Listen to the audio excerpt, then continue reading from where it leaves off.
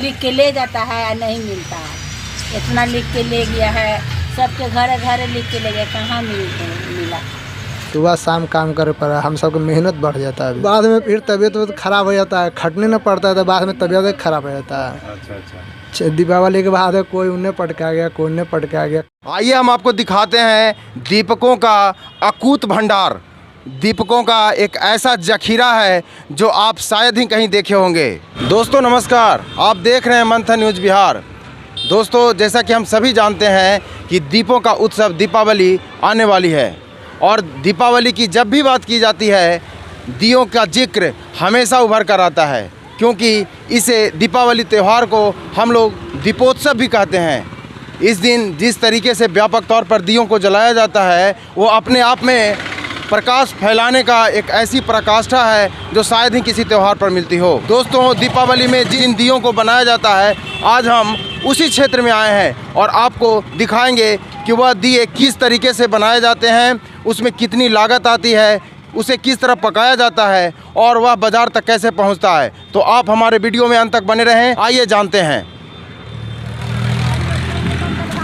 दोस्तों आज मैं पटना के सबलपुर इलाके के फतजामपुर क्षेत्र में आया हूं। यहां पर दियों का व्यापक तरीके से निर्माण किया जाता है और बनाने के बाद इन दियों को पटना ही नहीं बल्कि पूरे बिहार में यहां से सप्लाई किया जाता है। दिए बनाने के लिए सबसे पहले मिट्टी को लाकर उसे तैयार किया जाता है।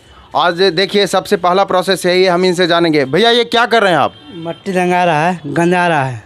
ये मिट्टी कहाँ से आती है? गंगा जी से आ रहा है। गंगा जी से मिट्टी आती है। अच्छा, कैसे आता है, मतलब इसका क्या भाव कैसे है?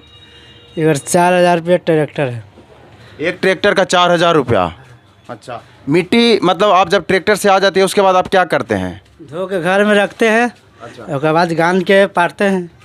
अच्छा, तो इसको तो चुनना भी पड़ता होगा? हाँ, कंकड़ उंकड़ रहता है तो निकाल देते हैं। अच्छा अच्छा। और ये कितना देर इसमें लगता है ये पूरे मिट्टी तैयार करने में? 1.5 घंटा लग जाता है। अच्छा, 1.5 घंटे का समय इस मिट्टी को तैयार करने में लगता है। और इसको गांजने के बाद क्या कुछ देर के लिए सूखने के लिए छोड़ दिया जाता है? हाँ, गिल्ला है, 1 घंटा रह जाएगा। उसके बाद गोंद बटाएगा, आटा कैसे सानते हैं जैसे सन आएगा, उसके बाद पराएगा। भैया का कहना है कि ट्रैक्टर से मिट्टी लाने के बाद उसे चुना जाता है और उसमें पानी मिलाकर उसे अच्छी तरह मिलाया जाता है। उसके बाद इस तरीके से पैर से देखिए कि गांजा जाता है, मिट्टी तैयार की जाती है और उसके बाद उसे कुछ देर तक छोड़ दिया जाता है ताकि वह दिए या अन्य मिट्टी के बर्तन बनाने के लिए वह मिट्टी तैयार हो जाए। काला हो जाना चाहिए। काला काला काला कड़ा हो जाना चाहिए। देखते हैं इसके बाद के प्रोसेस को। अब तैयार मिट्टी को देखिए चाक पे डाला जा रहा है और इसी से दियों का निर्माण किया जाएगा। आइए हम जानते हैं सारे प्रोसेस के बारे में। चाक ये चलाना पड़ रहा है या इलेक्ट्रिक है, क्या है ये? इलेक्ट्रिक है। अच्छा, इलेक्ट्रिक है। तो बहुत सारे कुम्हार तो हाथ से मतलब चाक को घुमा करके बनाते हैं। बनाते हैं तो उसमें यह मेहनत पड़ता है। ये वाला अपने से अथी के है तो सब मोटर लगा दिए, अपन चल रहा है, मेहनत से बच गए। अच्छा, वो चाक घुमाने का जो मेहनत है उससे बच गए। कितनी लागत आती है इस चाक की? इसमें लगता है 12,000 रुपया। अच्छा, और ये बिजली पे चलती है? बिजली पे चलते हैं। अच्छा, तो कुछ सरकारी प्रावधान वगैरह भी है चाक देने का? हम लोग का कुछ भी नहीं मिला, कुछ भी नहीं मिला सरकार द्वारा से। सरकार के लोग तो आते हैं नाम वगैरह लिखने के लिए? अरे नाम लिख के चल जाते हैं कि आपको चाक मिलेगा ही मिलेगा, मगर कुछ भी नहीं हम लोग का नहीं मिलता है। फार्म वार्म सब भी जमा किए हैं तभी नहीं, कुछ भी नहीं हुआ। आप देख सकते हैं कि सरकार का कैसा उदासीन रवैया है इन कुम्हारों के प्रति, जबकि इन्हीं के बदौलत पूरा बिहार, पूरा भारत दीपकों से रोशन होता है। आप देख सकते हैं कि ग्रामीण परिवेश की एक ऐसी कला है जिसकी भनक आपको गांव में ही मिल सकती है।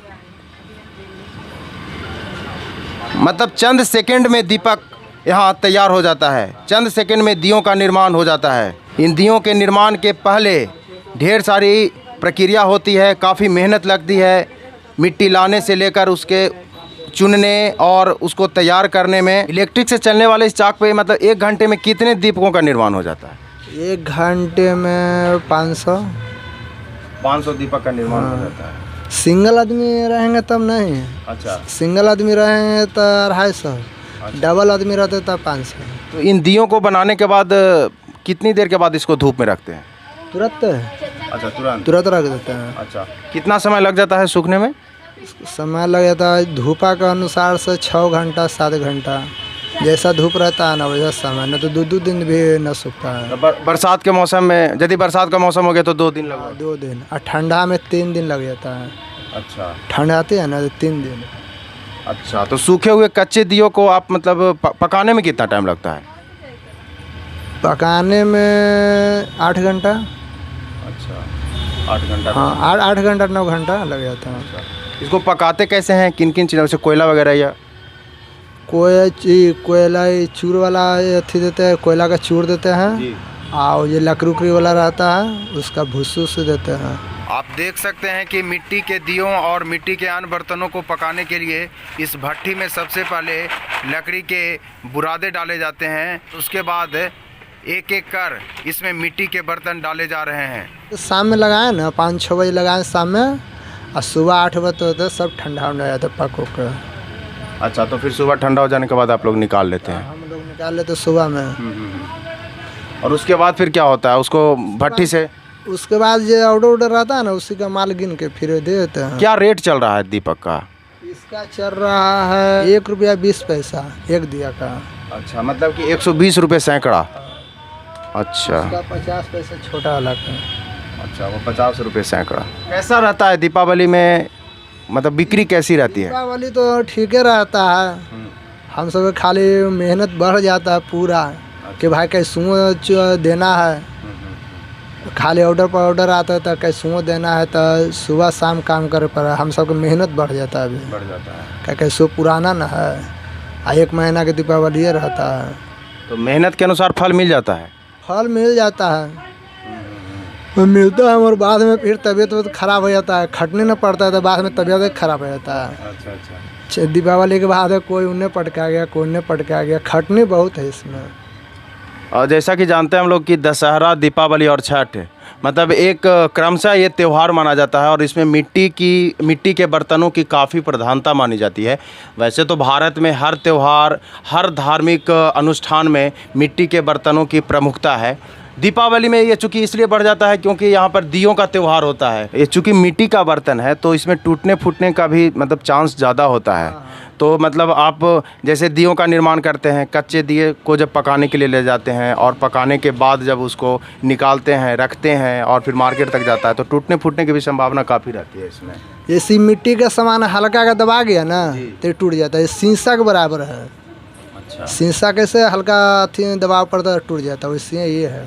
तो क्या रेशियो रहता है टूटने का? मतलब जैसे 100 दिया बनाए तो वो पक कर तैयार हो जाता है, मार्केट तक चला जाता है, तो लगभग क्या दिया, मतलब 100 दिया भी कच्चा बनाया ना, आवा में लगे तो 80 दिया बचेगा निकालने के बाद। अच्छा, 20% दिया आप ये देख रहे हैं कि 20% दिया खराब हो जाता है, 80 दिया। हाँ, 100 दिया में 20 दिया खत्म हो जाता है, आवा में से निकालते हैं। अच्छा, हम लोग का बर्बाद भी होता है। फिर यहाँ से माल गिने जे जगह सामान रखे ना, जे 2 3 गो टूट जाता है।